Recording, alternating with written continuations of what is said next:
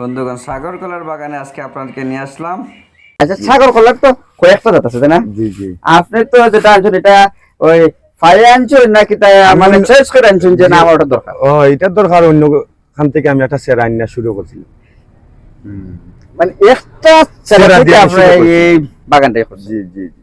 তাই তো মোটামুটি আছে সাগর কলা লাগানো কি লাভ হয় কিনা? জি জি লাভ। কিন্তু কলা গাছের যে ছড়িগুলা দেখতেছি, এই যে ছড়ি, ছড়িগুলা কিন্তু খুব সুন্দর এবং ছড়িগুলা কিন্তু খুব বড় বড়। তবে আমার কাছে মনে হয় এই কলা গাছের তুলনায় যে ছড়ি হইতে আছে এই ছড়িগুলো আরো লম্বা হইতে আছে, আরো বড় আমাদের একটু হয়তো খাবার দেওয়ার একটু অভাব আছে। আর বিশেষ করে কলা বাগানে আপনার পরিচর্যা করবেন, কলা বাগানে কিন্তু অবশ্যই নিচের দিক পরিষ্কার রাখতে হবে। যদি কলা বাগান পরিষ্কার না রাখেন তাহলে আপনার রোগ সুখ অবশ্যই কোনোভাবে কমবে না। আর বিশেষ করে কলা গাছের যে বিটেল পোকা কলার মধ্যে আক্রমণ করে, এটা কিন্তু দাগ ফালাই দেয়। এই দাগ ফালাইলে হয় কি, বাজার মূল্য কমে যায়, মানুষের নেয় না 20 টাকার কলা 10 টাকা বিক্রি হবে। যদি আপনার কলাটা সুন্দর থাকে তাহলে 20 টাকার কলা আপনি 25 টাকা 30 টাকা বিক্রি করতে পারবেন, ঠিক আছে না? এখন মোটামুটি প্রতি কতদিন পর পরে আপনি বড় বড় ছড়ি সংগ্রহ করতে পারেন?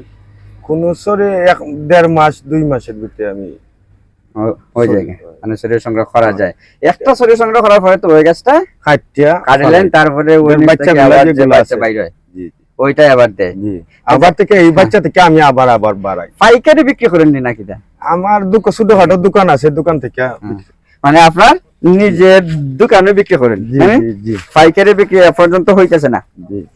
মানে আপনি করতেছেন না? জি, ইচ্ছা করি দর্শক বন্ধু, উনি কিন্তু ভালো একজন উদ্যোক্তা। এবং কিছু মানুষ আছে না যে নতুন নতুন প্রযুক্তি আসলে অনেকে প্রযুক্তি ব্যবহার করতে চায় না, আবার প্রযুক্তি নিতে চায় না, কিন্তু উনি কিন্তু প্রযুক্তি ব্যবহার করতে আগ্রহী।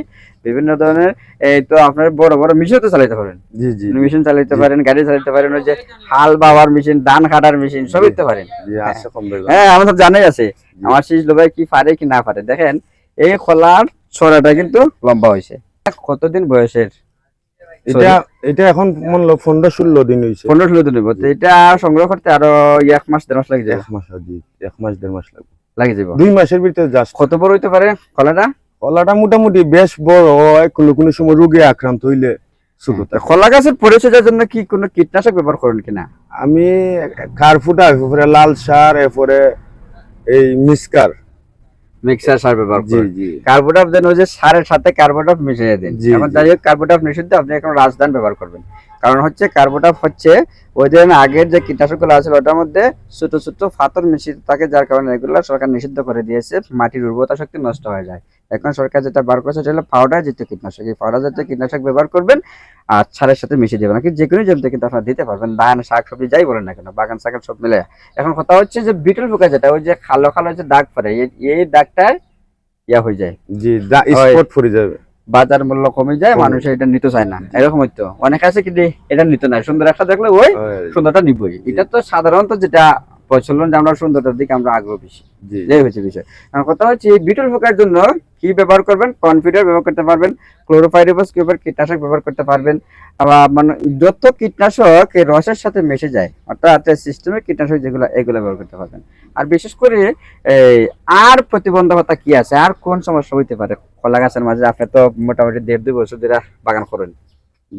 কোন সময় আমি ওই বিচার লাগে কিছু ওষুধগুলা ব্যবহার করছে, ঠিক আছে। এখন কথা হচ্ছে এই মুহূর্তে যে তো কলার ছড়ে আছে, দেখেন এই যে ছড়ি, এই ছড়িটাই কিন্তু বড় হয়েছে। এবং এই মুহূর্তে যদি আপনি গাছের গোড়ায় সার দেন, মিনিমাম 1 ফুট দূর বা 1 হাত দূর দিলে অসুবিধা নাই, মিনিমাম 1 ফুট, এর ভিতরে না, এর বাইরে যদি আপনি সার দেন তাহলে হবে কি, আপনার কলাটা তাড়াতাড়ি বড় হবে এবং লম্বা হবে। ইউরিয়া সার কিন্তু সবকিছুকে বড় করার কাজ দেয়। বিশেষ করে কিছু বোরন ব্যবহার করবেন, প্রতি গাছে 10 গ্রাম করে বোরন ব্যবহার করবেন, তাহলে দেখবেন আপনার কলা এত সুন্দর হয়েছে, বাজারে নিলে দেখবেন এটা চাহিদা অনেক বাড়ে গেছে। এখন আমাদের দর্শকদের উদ্দেশ্যে কোনো কিছু বলবেন কিনা, মানে তারা কলা বাগান করতে কিনা? কলা বাগান করার চেষ্টা করবা আর লাভবান হওয়ার চেষ্টা করবা। ধন্যবাদ সকলকে, ভালো থাকবেন। আসসালামু আলাইকুম।